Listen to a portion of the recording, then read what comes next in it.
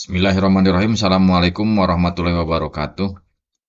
Eh, Kami dari Depot Hewan Kurban Mang Haji, penyedia sapi dan domba. Di samping menjual hewan domba dan sapi, kami juga menjual sepertujuhan sapi yang dikumpulkan tentunya. Nah, seperti apa keunggulan dari sepertujuhan sapi ini? Kita coba lihat. Jadi sepertujuan sapi ini pertama dari sisi pemesanan, yang kedua hari H penyembelihan seperti apa, dan ketiga ini distribusi. Oke, untuk selanjutnya mungkin dari sisi pemesanan. Nah, pemesanan ini konsumen atau mukorib ya atau mudohi menentukan harga kelas sepertujuan. Nah, ini kelas sepertujuannya seperti ini ya. Jadi kelas sepertujuan ini ada kelas sepertujuh C, ada sepertujuh kelas B, ada kelas sepertujuh kelas A ya. Harganya yang C ini 3,5 juta, yang B ini 4 juta, dan yang A ini 5 juta.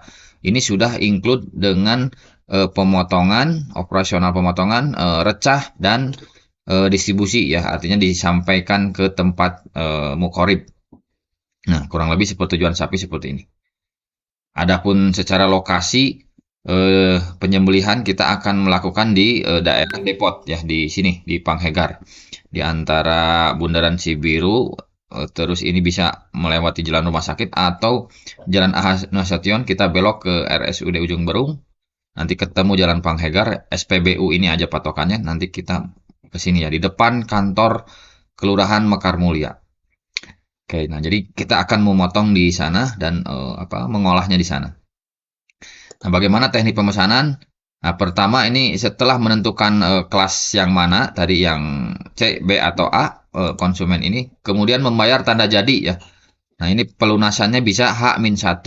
Ya, diharapkan H-1 sudah selesai karena akan dipotong di hari H. Yang kedua, nanti konsumen akan menerima faktur ya. Jadi sebagai bukti sah ya.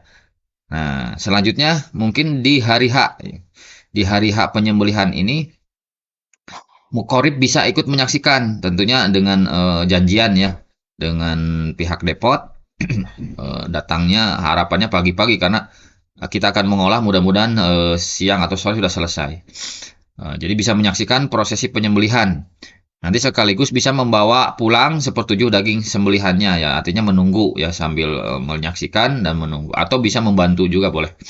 Kedua, ini bagi mukorib yang tidak menyaksikan. Nah, bagaimana bagi mukorib yang tidak menyaksikan? Nah, yang sepertujuh dagingnya setelah disembelih ya, diolah, dikirim ke alamat mukorib. Jadi sepertujuh daging miliknya ya, itu dikirim ke alamat mukorib. Yang selanjutnya, mukorib bisa mengolah sepertujuh daging yang sesembelihan ini ya. Jadi yang sepertujuh yang poin 2 ini bisa diolah oleh mukorib sendiri untuk didistribusikan di lingkungannya masing-masing. Ya, ini sangat fleksibel, sangat berkesan bagi mustahik. Mustahik ini penerima hewan kurban ya. Nah, jadi menambah erat rasa silaturahmi. Kenapa? Karena atas serah terima dari konsumen kepada mukorib mustahiknya ya. Jadi melalui tangan langsung. Nah, ini yang jadi keunggulan penawaran dari depot kami. Nah, jadi seperti apa teknisnya nih hari H penyembelihan itu biasanya seperti ini ya, kurang lebih galeri tahun-tahun kemarin. Jadi disembelih atas namanya jelas, nanti disembelih, nanti diolah. Nah, setelah itu nanti didistribusikan. Nah, ini distribusinya biasanya menggunakan eh, motoris ya.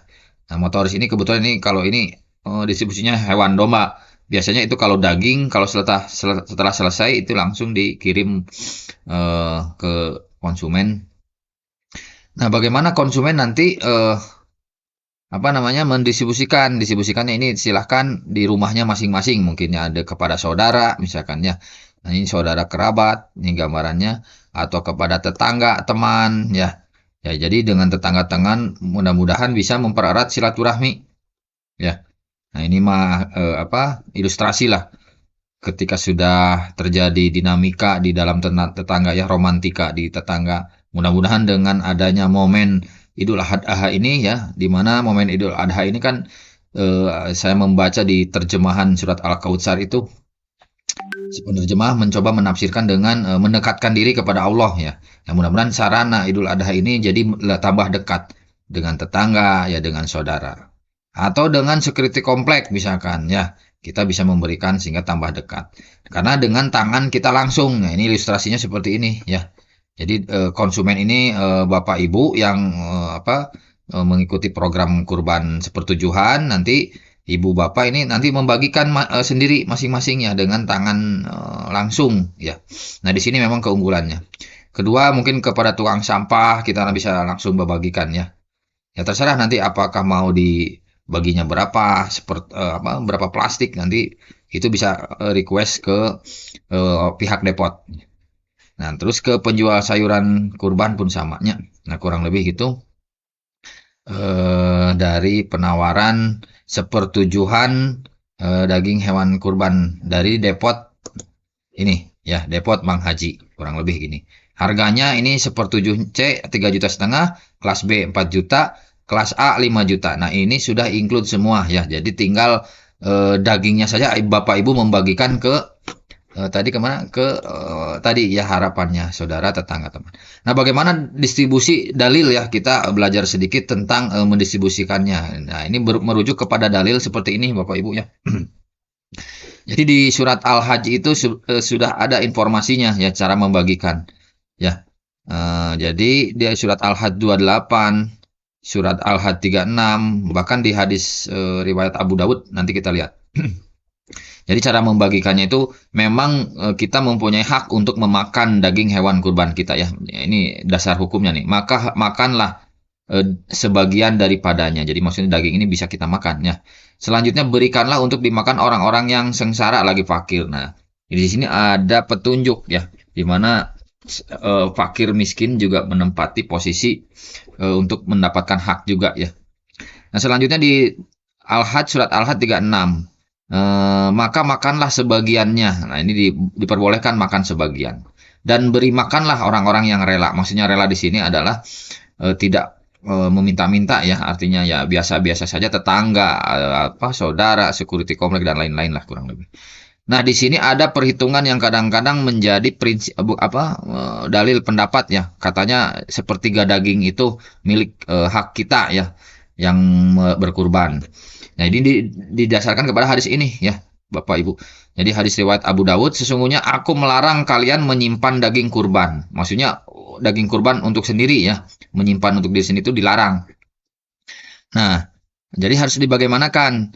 Nah, pertama harus dimakan, ya, kedua sedekah, dan ketiga simpanlah. Maksudnya begini, simpanlah di sini berarti untuk mungkin besoknya atau hari kalau ada kulkas atau pengawet itu bisa kita simpan ya, atau kita olah dengan biasanya kornet atau dendeng mungkin ya. Nah, ini bisa kita makan, bisa kita sedekahkan dan disimpan. Maksudnya disimpan itu untuk dibagikan juga. Nah, disinilah ada angka 3 ya Bu ya, Bapak Ibu. 1, 2, 3. Nah, di sini kenapa kita memperoleh hak sepertiga? Nah, dari pendapat ulama ini mengatakan sepertiga itu karena ini hitungannya 3. Sehingga haknya kita itu ketika dimakan itu adalah sepertiga yang ini ya. Jadi 1, ini ada 3.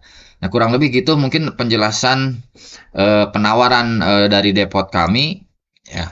Nanti bisa silakan hubungi marketingnya, ada salesnya mungkin nanti kita bisa bantu ya untuk